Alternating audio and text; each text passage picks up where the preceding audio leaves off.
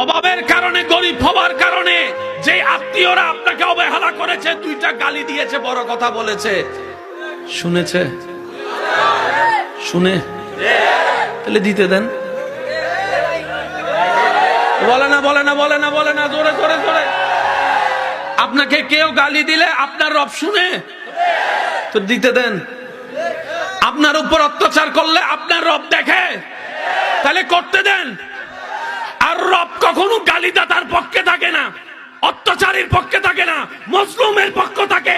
আপনার যেটাকে বলেন আপনাকে আরো অত্যাচার করতে, দেখবেন সে জালিম হবে, আপনি মজলুম হবেন, আপনার রব আপনার পক্ষে দাঁড়িয়ে যাবে। যেই দিনে আপনার রব আপনার পক্ষে দাঁড়িয়ে যাবে, ইজ্জত আপনার জন্য, সম্মান আপনার জন্য, টাকা আপনার জন্য, শান্তি আপনার জন্য, জান্নাত আপনার জন্য হয়ে যাবে। দুই হাত তুলে তাকায় বলো ঠিক কিনা? আল্লাহু আকবার। উচ্চ আওয়াজ একবার বলি মারহাবা। যে দুইজন যুবক আমাকে, 3-4 জন যুবক আমাকে ভালোবাসেন, আবদার করে একটা কথা বলতে চাই। অনুমতি আছে? বলেন অনুমতি আছে? ধাক্কা খাইলে বলেন, ধাক্কা খাইলে পাক্কা হয়। ধাক্কা খাইলে পাক্কা হওয়ার প্রথম শর্ত হচ্ছে ধাক্কা খাওয়া। এবার বলেন ধাক্কা খাইলে, সবাই বলতে হবে ধাক্কা খাইলে। তাহলে পাক্কা হওয়ার প্রথম শর্ত ধাক্কা। তো ধাক্কা খাওয়ার জন্য ধাক্কা দেনেওয়ালাও তো লাগবে। এই ধাক্কা দেনেওয়ালা চাচা, জেডা, মামা, নেতা, কেতা, বড় ভাই, কাকা, আওয়াজ দেন, আওয়াজ দেন, আওয়াজ দেন, আওয়াজ দেন না। 2 নম্বরই বন্ধু, বিষের মধ্যে জালিয়াতি, ওদেরকে ধাক্কা দিতে দেন। এবার আপনি বলবেন ভাইয়া আমার কাজ কি? আপনার কাছে একটা,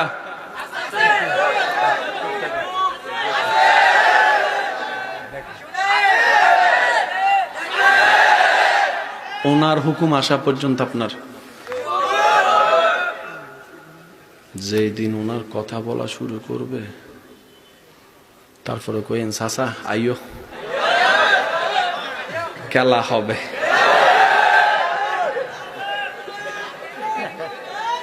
জয় কাকে বলে জানেন? খালি ফিল্ডে গোল দিয়া জয় করে লাভ কি? এটা কি জয়? যখন বিরোধী দল হবে আর্জেন্টিনা, ব্রাজিলের মতো খেলোয়াড়, কইেন একটা গোল দিলে মনে হবে যেন আপনি বিশ্বকাপ জয় লেগেছেন।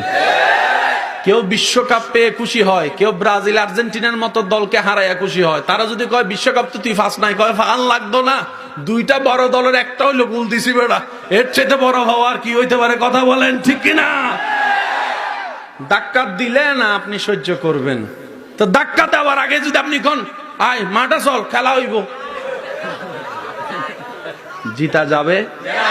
বলেন না জিতা যাবে? আমি সবার মুখে শুনতে চাই জিতা যাবে। দ্বিতীয় একটা কথা এখানে মনে পড়ছে, নোট করে রাখবেন, বলে যাচ্ছি। আমাদের মা বাবাদের, বর্তমান যারা মা বাবারা আছেন, যদি আমার কথা শুনে থাকেন, আমি আপনাদের ছোট ভাইয়ের একটা আবদার মনে রাখবেন। আমরা কিন্তু বাচ্চাদেরকে এখন একটা পড়ালেখার প্রতিযোগিতায় লাগাই দিছি। রোল নাম্বার 1 হতেই হবে, রোল নাম্বার 1 হতেই হবে। কি ব্যাপার? রোল নাম্বার 1 আছে কি জিনিসটা? কি রোল নাম্বার 1টা কি? আমি বললাম সে ক্লাস 9 পর্যন্ত রোল নাম্বার 1 ছিল, মানলাম। এসএসসি তে গোল্ডেন এ প্লাস পাইছে, মানলাম। ইন্টারে গোল্ডেন একদম টপ এ প্লাস পাইছে, মানলাম। ইন্টারের পরে যাইয়া মাথা আউট হয়ে গেছে, লাভ কি? কথা বলেন না রে ভাইয়া, কোন লাভ আছে? নাম্বার নেওয়ার দরকার নাই, জ্ঞান নেন, জ্ঞান, জ্ঞান। আমি কি বুঝাতে পারছি কথা? এবার আসেন, সবাই পরীক্ষা দিলে কি পাইতে চাই? এ প্লাস স্কেল ফেট পড়ে না তো? হ্যাঁ, এই এ প্লাসের লগে যদি এক তোলা স্বর্ণ থাকতো তাহলে মনের একটু বুঝ দিতে পারলে গোল্ডেন এ প্লাসটা জিনিসটা সুন্দর হইতো। এবার আস্তে করে বলবো, বুঝলে আওয়াজ দিন, না বুঝলে আওয়াজ দেওয়ার দরকার নাই। বর্তমানে অনেক বড় বড় গোল্ডেন এ প্লাস পাওয়ালা ব্যক্তি এমন কোম্পানির বসের আন্ডারে চাকরি করে যে বসগুলা জীবনে 9 ক্লাসও পাস করে নাই, 10 ক্লাসও পাস করে নাই, এ প্লাসও পায় নাই।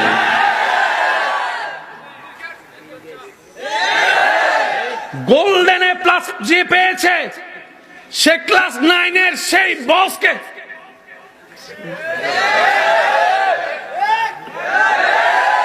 জোরে জোরে জোরে এবার আমার বুঝান গোল্ডেন এ প্লাসের দাম কত?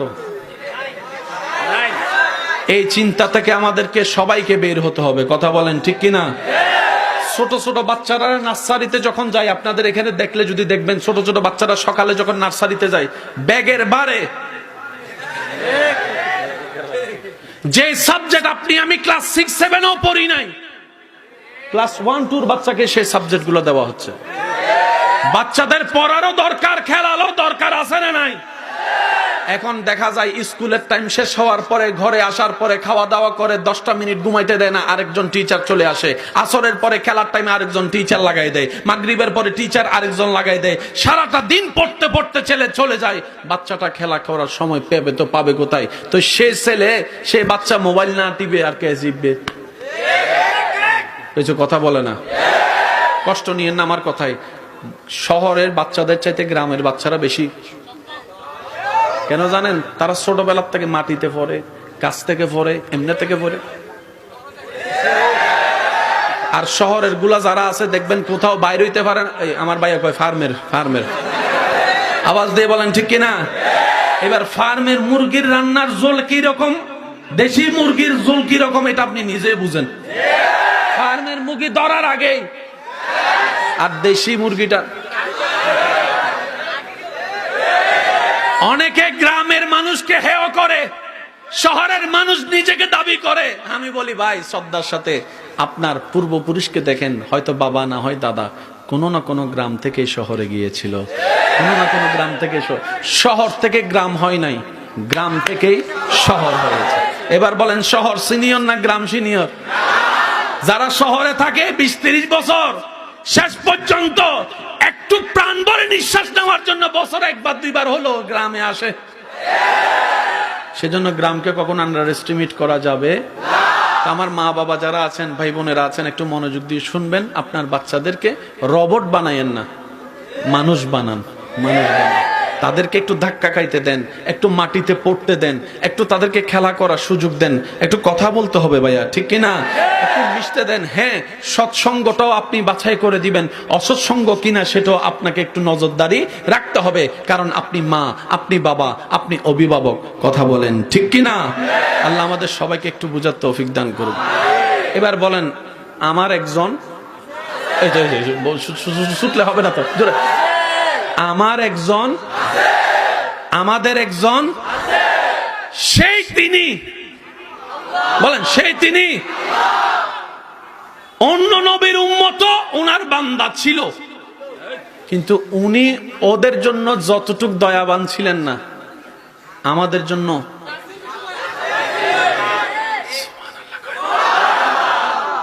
এবার ফেরেশতা জিজ্ঞেস করে, আল্লাহ, আচ্ছা আমি ছোট্ট করে কইলে আপনারা বুঝতে পারবেন। ভাইয়া মনোযোগ আছে সবার ইনশাআল্লাহ? সাজা হয় অপরাধের কারণে। অপরাধ মানি গুনাহ, অপরাধ মানি।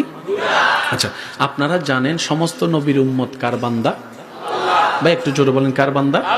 আচ্ছা, ওনাদের বেলায় আল্লাহর সিস্টেমটা কি ছিলেন জানেন? আল্লাহ তাআলা যে কোনো কাজে 3 বার নিষেধ করতেন। কয়বার? 3 বার। প্রথমবার, দ্বিতীয়বার, তৃতীয়বার। যদি তারা না শুনতো, বলে না গজব দিয়ে। যেমন আপনারা জানেন নূহ আলাইহিস সালামের প্লাবনের কথা জানেন, আসমান থেকে অগ্নিবর্ষণের কথা জানেন, বানর বানাই দেওয়ার ঘটনা জানেন। একটু জোরে বলেন না। মুসা নবীর আমলে ফেরাউনের বংশধর সহ গজব মানি শেষ। বলেন গজব মানি, এতটুকু বুঝবেন। এবার আপনারা আমাকে উত্তর দিবেন, শুধু স্টেজ উলামায়ে কেরাম যারা আছে, বাবা দাদা নানার বয়সী যারা আছে, ওনারা একটু শুনবেন। সব নবীর উম্মত কার বান্দা? আগের নবীর উম্মতের গুনাহ বেশি ছিল না আমাদের? আমি বলবো না, আপনারা বলেন। শুনেন, মুসা নবীর উম্মতে ফেসবুক ছিল না, মুসা নবীর, ঈসা নবীর উম্মতে ইউটিউব ছিল না,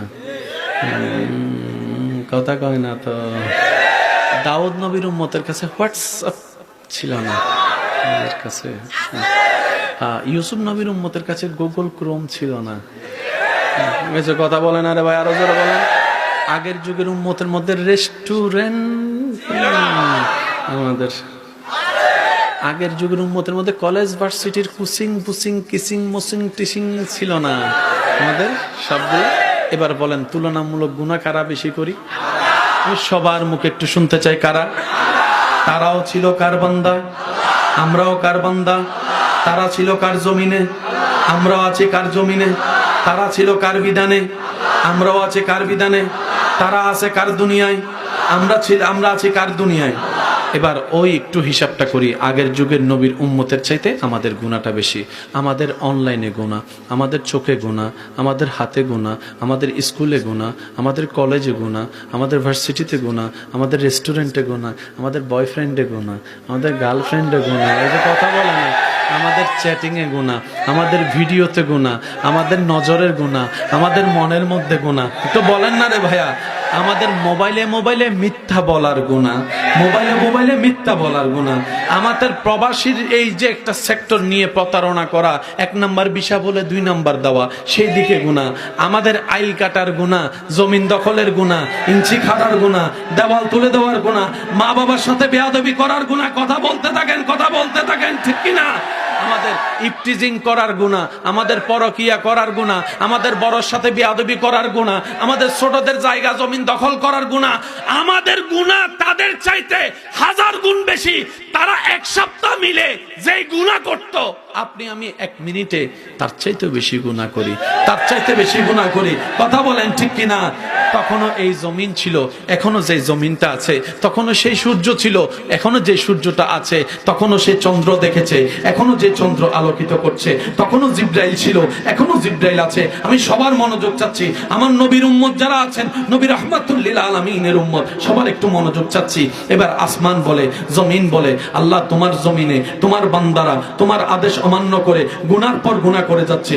সকালে গুনাহ, দুপুরে গুনাহ, বিকেলে গুনাহ, রাতে গুনাহ, সন্ধ্যায় গুনাহ, ঘরে গুনাহ, বাহিরে গুনাহ, কলেজে গুনাহ, ভার্সিটিতে গুনাহ, এখানে গুনাহ, সেখানে গুনাহ। আল্লাহ, তারা গুনায় গুনায় ভরপুর। এমন কি রাতে যখন ঘুমাইতে যায়,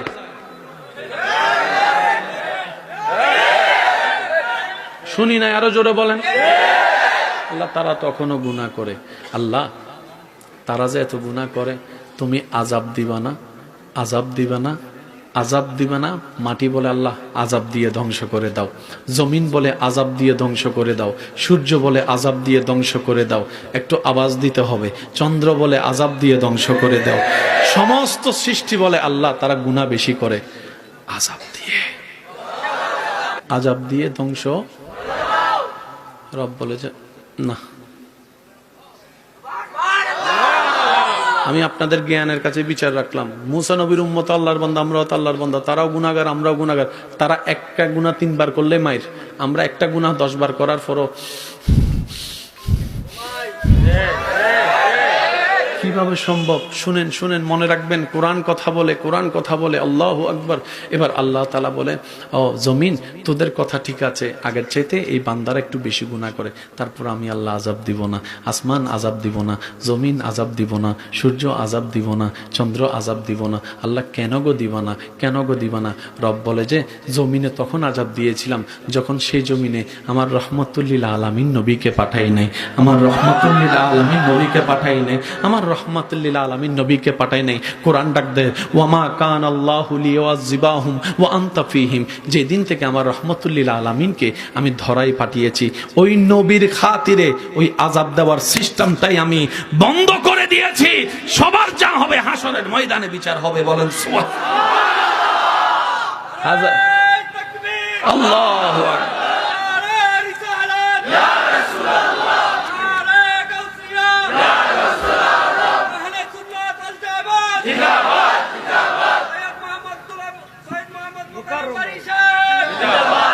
আল্লাহ নবীর খাতিরে আমাদের সবাইকে মাফ করে দিন। এমনি সত্যি করে একটা কথা কইবেন, নিজের গুনার কথা তো আমরা সবাই নিজেরটা জানি, অন্যটা না জানলো। আচ্ছা, আমার গুনাহ, আপনার গুনাহ, আমাদের গুনাহ যদি পরিবারের মানুষে জানতো, হ্যাঁ, কি বাদ দিত না? আচ্ছা, বাদ দিত না কইছেন। আরেকজনে কইছে কি, বাইর করে দিত। মানে নিজের রক্তের মানুষও যদি আমাদের গুনাহ জানতো, বাইর করার দেওয়ার সময় হেতা কইতো, তুইও কম কি। জামাই যখন বউয়ের কইতো এত গুনাহ, বউ কইব আমিও কইতাম নি। আল্লাহ পাক বলে আমি আল্লাহ মানুষের দোষকে গোপন করে রাখে, তাদের ইজ্জতকে বজায় রাখে, ইজ্জতকে বজায় রাখে, ইজ্জতকে। সুবহানাল্লাহ, শুনি নাই? আল্লাহ পাক বলে আগের যুগের উম্মত গুনাহ করলে আমি গুনাহ প্রকাশ করে দিতাম, কিন্তু তোদের গুনাহ আমি প্রকাশ করব না। কেন জানিস? কেন জানিস? কারণ তোদের সাথে আমার হাবিবের একটা সম্পর্ক আছে। প্রত্যেকটা মাহফিলকে এক একটা ইসলামের ক্লাস যেন আমরা মনে করতে পারি, প্রত্যেক দিনের জুমার আলোচনাকে যেন আমরা সাপ্তাহিক ক্লাস মনে করতে পারি। কি বলেন আপনারা? দরকার আছে না নাই? আমি একটু পাগলা টাইপের মানুষ, পাগলামিটা একটু বেশি করি। আর সেই পাগলামিটা যদি ভাগ্যগুণে মৌলার প্রেমে হয়ে যায়, একটু জোরে বলি সুবহানাল্লাহ। যতজন এখানে আছেন সবাই মিলে একবার চিৎকার দিয়ে বলেন তো আল্লাহু আকবার। আবার বলেন আল্লাহু আকবার। আবার বলেন আল্লাহু আকবার। এবার বলেন মারহাবা। শরীর যেতে যতটুক সময় লাগে একটা জায়গা থেকে আরেকটা জায়গায়, শরীরের বাহনের স্পিডের চাইতে বড় স্পিড হচ্ছে মনের স্পিড। আপনি এখান থেকে কক্সবাজার যেতেও যদি আপনার গাড়িতে 6-7 ঘন্টা সময় লেগে যায়, হেলিকপ্টারে লাগবে সময়টা আরেকটু, যদি বিমানে যান সময় লাগবে আরেকটু, যদি রকেটে যান সময় লাগবে আরেকটু। হয়তো আপনি রকেটে গেলে 2 মিনিটে পৌঁছায় যাবেন। এই রকেটের চাইতেও স্পিড পাওয়ারফুল একটা জিনিস আল্লাহ তাআলা প্রত্যেকটা মানুষের ভিতরে দান করেছেন, সেটা হচ্ছে যে মনের পাওয়ার। সুবহানাল্লাহ, জোরে বলি। আপনি এখন কক্সবাজারের নামটা শুনে একটু কল্পনা করেন, দেখবেন আপনার কল্পনা পৌঁছায় গিয়েছে। বলেন না ভাইয়া, কোথায়? আমেরিকা যেতে 17-18 ঘন্টা বিমান সার্ভাইভ করার পরও হয়তো পৌঁছাতে অনেক লেট হয়ে যায়, কিন্তু আপনি যদি এখন কল্পনা করেন, আপনি কল্পনার জগতে আমেরিকায় পৌঁছায় যাবেন। সেকেন্ডের ভিতরে কল্পনার জগতে আপনি লন্ডন পৌঁছায় যেতে পারবেন। এই শক্তিটা আল্লাহ তাআলা শুধু সৃষ্টি জগতে মানব জাতির ভিতরে দান করেছেন, মানব জাতির ভিতরে দান করেছেন। নবী রাহমাতুল লিল আলামিনের উম্মতের খাতায় নাম লেখার গুণে আপনার আমার ভাগ্য এমন বিশাল হয়েছেন, এমন উপকারী হয়েছেন, এমন দামি হয়েছেন, আপনি আমি এখান থেকে আওয়াজ করলে সেটা আরশ পর্যন্ত পৌঁছায় যায়। সুবহান।